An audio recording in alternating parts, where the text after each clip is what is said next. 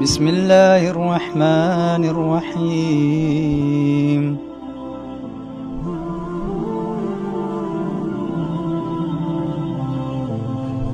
توحید کی 3 قسمیں ہیں۔ نمبر 1، توحید ربوبیت یعنی کائنات کے تمام اختیارات صرف اللہ تعالیٰ کے لیے ماننا۔ نمبر 2، توحید الوہیت یعنی عبادت کے تمام قسموں کو صرف اسی کے لیے مخصوص کرنا۔ نمبر 3، توحید اسماء و صفات یعنی اللہ تعالیٰ کے اسماء حسنہ اور صفات علیہ کی خصوصیات کو اس کی شان کے مطابق اسی کے لیے خاص تسلیم کرنا۔ نمبر 1، توحید ربوبیت، اللہ تعالیٰ کو تخلیق کائنات، حکیمیت اعلیٰ اور تدبیر کائنات میں یکتا اور تنہا تسلیم کیا جائے۔ دوسرے لفظوں میں اللہ تعالیٰ اپنی پوری کائنات کا خالق و مالک، رزاق، اکیلا ہی پوری کائنات کا مدبر اور اس کا نظام چلانے والا ہے۔ وہی حاکم مطلق ہے، کوئی اس کا وزیر، مشیر اور شریک کار نہیں۔ وہی موت و حیات کا مالک اور وہی مختار کل اور قادر مطلق ہے، جو چاہے جب چاہے اور جیسے چاہے وہ کرنے پر قادر ہے، اسے کوئی مجبور نہیں کر سکتا۔ وہ غنی ہے اور پوری کائنات اس کی محتاج ہے، ارشاد ربانی ہے۔ سورہ فاطر آیات نمبر 3۔ هل من خالق غیر اللہ یرزقکم من السماء والارض لا الہ الا ہو۔ اس کا ترجمہ ہے، کیا اللہ کے سوا بھی کوئی خالق ہے جو تم کو آسمان اور زمین سے رزق دیتا ہو؟ اس کے علاوہ کوئی دوسرا حقیقی معبود نہیں۔ معبودان باطلہ کی نفی کرتے ہوئے اللہ تعالیٰ فرماتے ہیں، تبارک الذی بیدہ الملک وہو علی کل شیء قدیر۔ بڑی بابرکت ذات ہے وہ جس کے ہاتھ میں بادشاہی ہے اور وہ ہر چیز پر قادر ہے۔ پوری کائنات کا نظام چلانے والا، مختار کل، حاجت روا اور مشکل کشا صرف اللہ تعالیٰ کی ذات بابرکات ہے۔ یہ کس قدر جامع ارشاد ہے۔ سورہ اعراف آیات نمبر 54۔ الا لہ الخلق والامر تبارک اللہ رب العالمین۔ سن لو، ساری مخلوق اللہ کی ہے اور حکم بھی اسی کا چلتا ہے۔ بہت ہی بابرکت ہے اللہ رب العزت جو سارے جہانوں کا رب ہے۔ نمبر 2، توحید الوہیت۔ توحید الوہیت کا مفہوم یہ ہے کہ انسان کسی قسم کی عبادت یا عبادت کا کوئی حصہ اللہ تعالیٰ کے علاوہ کسی دوسرے کے لیے مخصوص نہ کرے، خواہ وہ کوئی مقرب فرشتہ ہو یا نبی ہو یا کوئی اور نیک انسان یا کوئی بھی دوسری مخلوق ہو، کیونکہ ہر طرح کی عبادت صرف خالق کا حق ہے اور تمام مخلوق اسی کی عبادت گزار ہے۔ ارشاد باری تعالیٰ ہے، سورہ ہود آیات نمبر 2۔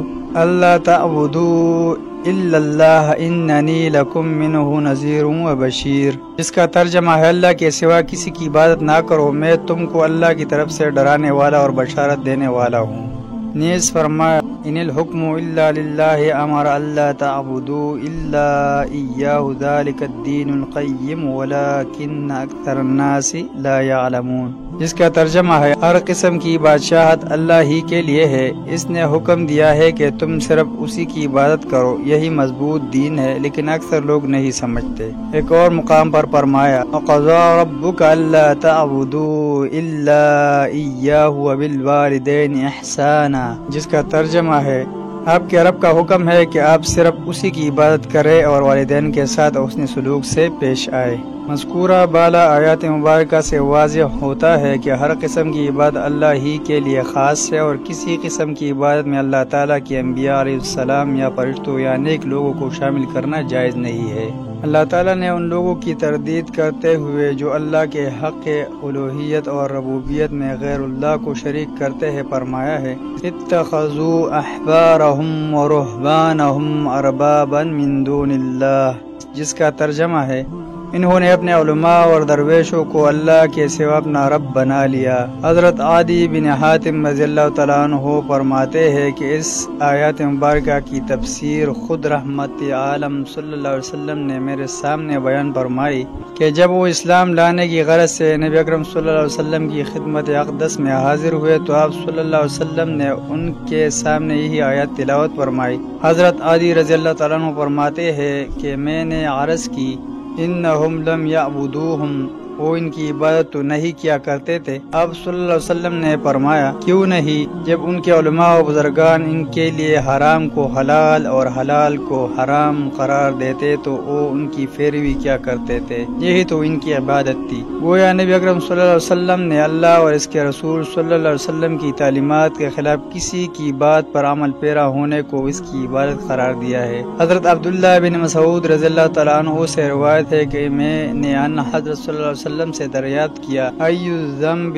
اعظم عند اللہ کے ہاں کون سا گناہ سب سے بڑا ہے؟ تو آپ صلی اللہ علیہ وسلم نے جواب دیا ان تجعل للہ ندا وهو خلقک، تو اللہ کا کسی کو شریک بنائے حالانکہ اس نے تجھے پیدا کیا ہے۔ نمبر 3، توحید اسماء و صفات۔ وہ اسماء حسنہ جو اللہ تعالیٰ نے اپنے لیے منتخب فرمائے ہیں اور جن جن صفات کمال کے ساتھ اپنی ذاتی برکات کو اس نے یا رسول اکرم صلی اللہ علیہ وسلم نے اللہ تعالیٰ کو موصوف کیا ہے، ان کے بارے میں یہ عقیدہ رکھا جائے کہ وہ تمام نام اچھے اور تمام صفات بلند ہے، اور اللہ تعالیٰ کو ان میں یکتا و تنہا تسلیم کیا جائے، اور جس طرح اللہ تعالیٰ کے اسماء حسنہ اور صفات کمال کتاب اللہ اور حدیث پاک میں مذکور ہے، ان کی حقیقت کو اسی طرح تسلیم کیا جائے اور ہر قسم کی تعویل، تحریف، تعطیل، تمثیل اور تشبیہ سے گریز کیا جائے۔ ارشاد باری تعالیٰ ہے لیس کمثلہ شیء وہو السمیع البصیر، سورہ شورى آیات نمبر 11،